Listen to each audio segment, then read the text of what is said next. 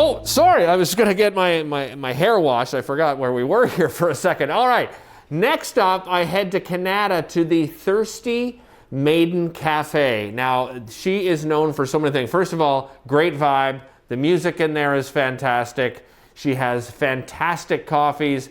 The scones are to die for, and the decor is absolutely incredible. Check this out.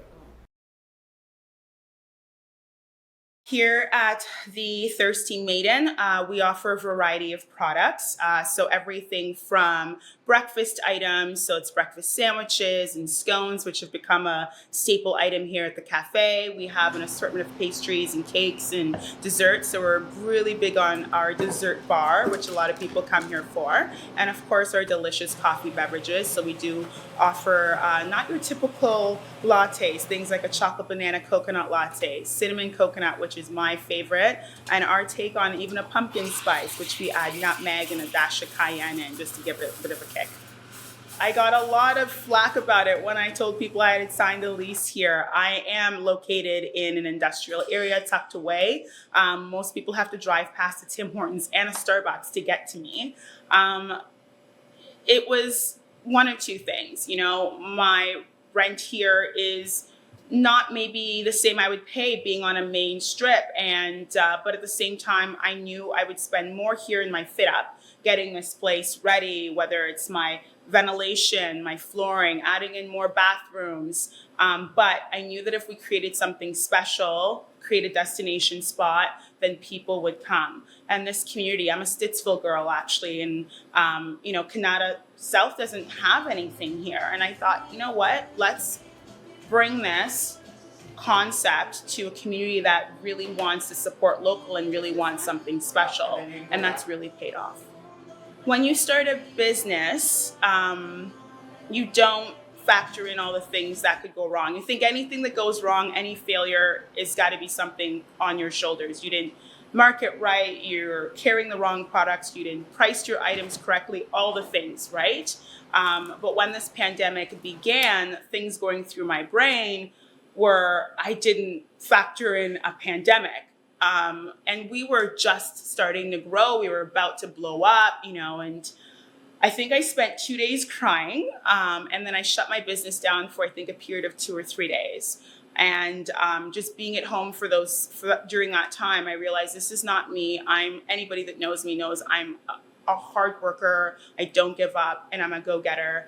And I started to think, well, I should probably just start clearing out my freezers and posting and seeing who wants to buy what. And that was sort of how I built my momentum back up. I realized that there's still a large number of people that wanted to support us and were looking for the items that I had to provide.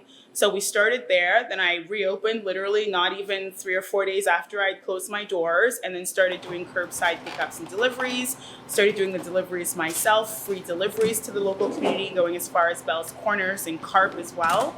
And that's why we're still here. This community has really kept us going a year into the pandemic. We've had a changeover of staff a couple times now, and situations change, and when you can't offer hours and hours for your employees, you don't blame them when they have to go elsewhere. So I think that's also been one of the challenges is recruiting, training, and then they leave, and then bringing in more people and recruiting. And anybody in this industry will tell you that that's something we deal with on a regular basis, whether or not COVID's in the mix or not. But more so now, because every time there's a lockdown, there's a risk of, will we make it through? And then you lay off more staff. And then again, their situations and their circumstances change. Last week, people were asking, are you excited to reopen? I was. Maybe it was because I've been able to operate on a small scale. There's some businesses that have been shut down and haven't been able to operate at all. Part of me was like, okay, I can open next week. Great.